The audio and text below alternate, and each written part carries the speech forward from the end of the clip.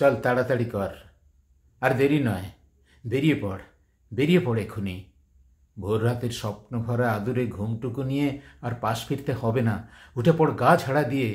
সময় নেই, এমন সুযোগ আসবে না কোনো দিন। বাছবাছাই না করে হাতের কাছে যা পাস তাই দিয়ে পোঁটলা পুঁটলি বেঁধে নে হুট করে।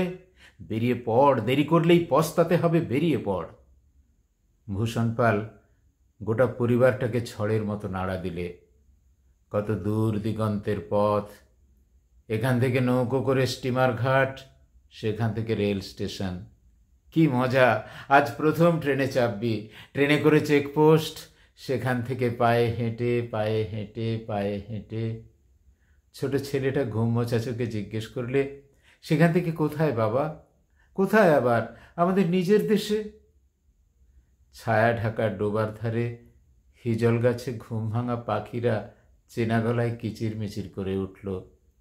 জানলা দিয়ে একবার বাইরে তাকালো সেই ছোট ছেলে। দেখলে তার কাটা ঘুড়িটা এখনো গাছের মগডালে লটকে আছে, হাওয়ায় ঠক্কর খাচ্ছে, কিন্তু কিছুতেই ছিঁড়ে পড়ছে না। ঘাটের শান চটে গিয়ে যেখানে শ্যাওলা জমেছে, সেও করুণ চোখে চেয়ে জিজ্ঞেস করছে, কোথায় যাবে? হিজল গাছের ফুল টুক টুক করে ঝরে পড়ছে জলের উপর, বলছে, যাবে কোথায়? তারপর একটু দূরেই মাঠে কালো মেঘের মতো ধান হয়েছে, লক্ষ্মীবিলাস ধান, সোনা রং ধরবে বলে। তারও এক প্রশ্ন, যাবে কোথায়? আরো দূরে ছলছলাত পাগলি নদীর ঢেউ, তার উপরে চলেছে ভেসে পালতোলার ডিঙি ময়ূরপঙ্খী, বলছে, আমাদের ছেড়ে কোথায় যাবে? আমরা কি তোমার গত জন্মের বন্ধু? এ জন্মের কেউ নই, স্বজন নই। তাড়াতাড়ি করো। ঝিকিমিকি রোদ উঠে পড়ল যে। আঙিনায় গোবর ছড়া দিতে হবে না, লেপতে হবে না পৈঠে পিড়ে, গরু দুইতে হবে না, খেতে দিতে হবে না, মাঠে গিয়ে বেঁধে রাখতে হবে না। দরজা খুলে দাও, যেখানে খুশি চলে যাক আমাদের মতো। কিন্তু আমরা যাচ্ছি কোথায় জানি না। যেখানে যাচ্ছি সেখানে আছে কি? সব আছে, অনেক আছে, অঢেল আছে। কত আশা, কত বাসা, কত হাসি, কত গান, কত জন, কত জায়গা, কত জেল্লা, কত জমক। সেখানকার নদী কি এমনি মধুমতি? মাটি কি এমনি মমতা মাখানো? ধান কি এমনি বৈকুণ্ঠ বিলাস, সোনার মতো ধান আর রূপোর মতো চাল? বাতাস কি এমনি হিজল ফুলের গন্ধে ভরা, বুনো বুনো মৃদু মৃদু? মানুষ কি সেখানে কম নিষ্ঠুর, কম ফন্দিবাজ, কম সুবিধেখোর? তাড়াতাড়ি করো। ভূষণ এবার স্ত্রীর সুবালার উপর ধমকে উঠল, কি অত বাছাবাছি বাঁধাবাঁধি করছো? সব ফেলে ছড়িয়ে টুকরো টুকরো করে এপাশে ওপাশে বিলিয়ে দিয়ে জোর কদমে এগিয়ে চলো। শেষ পর্যন্ত চলুক থামুক, ট্রেনে গিয়ে সবার হও, সবার হতে পারলেই নিশ্চিন্তি। চারধারে কি দেখছিস? ছেলেকে ঠেলা দিল ভূষণ। জলা জংলার দেশ, দেখবার আছে কি? একটা ছেঁচা বাঁশের ভাঙা ঘর, একটা কানা পুকুর, একটা এক ফসলি মাঠ, একটা ঘাসি নৌকো। আসল জিনিস দেখবিতে চলো ওপারে, আমাদের নিজের দেশে, নতুন দেশে, নতুন দেশের নতুন জিনিস। মানুষ নয়, জিনিস। সে জিনিসের নাম কি? নতুন জিনিসের নতুন নাম উদ্বাস্তু। ওরা কারা?